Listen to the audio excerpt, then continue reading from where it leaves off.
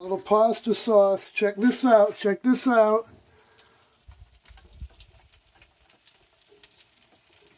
Oh yeah, hear that sizzling? Some goodness right there. I think what I have that at, I hit that at 11 minutes. I think I'm gonna pull her out. All right, pause it.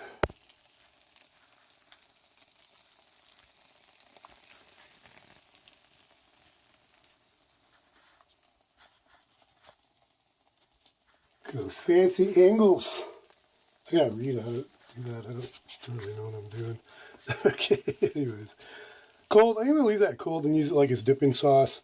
Because I didn't put any toppings on, so I'll just call it like I'm probably not gonna cut it up like cheesy bread, but that's cool.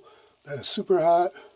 So I will let that cool a little bit. I didn't really know. I'll tuck these edges in a little bit, and then I'll slide that off, hopefully. We'll see how that works.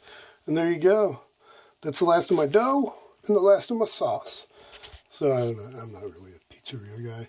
Okay, have a good one. Bye now.